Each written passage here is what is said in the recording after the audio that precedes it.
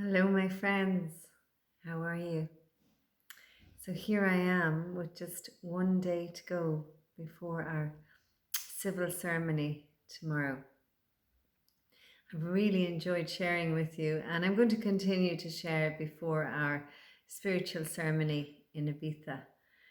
So, just to keep you up to date, I actually thought these videos would be something different than what they are, but I'm really going with the flow and going with what feels right to express. So the last few days have been all about the grooming, etc. So the hair is cut, the nails are done. Today I got the eyelashes and the eyebrows, and all of that has been fun. But it's also been a bit of a challenging couple of days as well. So yesterday something came up for me that I really wanted to share with Clive, and something I was finding difficult. And I had an expectation of how he would respond and how he would hear me. And I didn't get what I expected. And it's quite interesting. I flew off the handle, and what I call the dark feminine just rose in me. And when that anger comes out of you like an absolute volcano, and you can't seem to stop it. You're just in the flow of it. And even in the being in it, I knew it was, partially a projection and partially unresolved emotion in me. And it was, I suppose, my reaction was far from serene or ladylike or anything like that. It just was, "Wah," and out it came. And I actually ended up getting what I was looking for from my homeopath. I subsequently rang her, and it's quite interesting when you see that you have these expectations, and we expect so much of our partners. And in fact, we need to get things from all different people and from different areas. And as a woman, she could empathize where I was. And Clive just didn't have what I needed. And that's not to blame him for that in any way. But it was quite interesting for me to see that, and that his seeing of what happened and my seeing were very different. So we made up and everything was okay. And then later on that evening, there was another explosion from me. And what I noticed was that I was gone into absolute fear. I don't think I had come out of it from earlier. Um, and it's a sort of a fear of intimacy or vulnerability where you shut yourself down, and you feel that closing over. And I was gone into that place. It was almost like I had crept back out a little bit in the apology, but then kind of retired back in. And I felt unable to communicate and unable to open up and full of fear.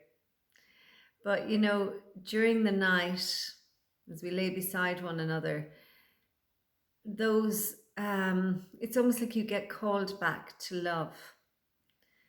And that place in me where I knew I needed to apologize, I knew I needed to reflect.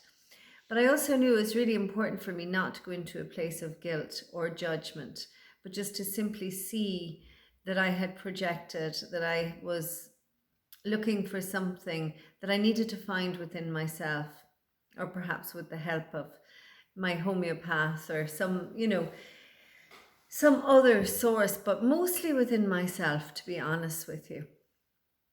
And this brings me to this question of trust, which was brought to my attention this morning, the whole area of trust. And it's quite an interesting one, because I couldn't tell you whether I trust Clive. I couldn't tell you whether I trust myself, that those human aspects of ourselves. But what I can tell you is that I completely, totally, and utterly trust love. And when I suppose I move out of that place of love into fear, into that very human, egoic form of myself, then I couldn't tell you what I'm going to do or what's going to happen. But love always pulls me back and pulls me home. And I see the same in Clive. So the human part of Clive is, capable of all sorts of things that annoy me and irritate me. But when I give my attention and I look to the love that he is, to the love that we all are, all human beings, then I know that everything is okay. And I think that's the place that we have to keep going to, is coming home to love, coming back to love. As Marianne Williamson puts it, that return to love. And I truly, truly trust love. So, human beings, yeah, we're capable of letting one another down. We do it all the time. I felt left down yesterday, and yet when we spoke, I realized that I wasn't let down at all, that the love was still there, but the human form didn't know what to do, didn't know how to respond, and so didn't respond. And in that, my human form felt let down. But love wins, it always wins. And it's about, I suppose, the quickest way to return to love is to not get caught up in the guilt or the shame or the judgment or the disappointment when you behave yourself in a way that you rather you hadn't. So if I was to beat myself up for losing my temper or getting angry yesterday, then I wouldn't be back to where I am right now in that place of love. So I just thought I'd share that. So yeah, that's where I am. I'm off to stay in my best friend's house tonight, having a sleepover. So I'm gathering all my bits and pieces now that I need for tomorrow, and I won't see Clive again until we're at the registry office, and we'll meet there. I've had beautiful messages all day today. Really beautiful ones from my children too, which is quite special. They're really welcoming Clive into the family, and I feel very, very blessed. I thank you all for watching and for your messages and for subscribing. And if you haven't subscribed already, please do subscribe.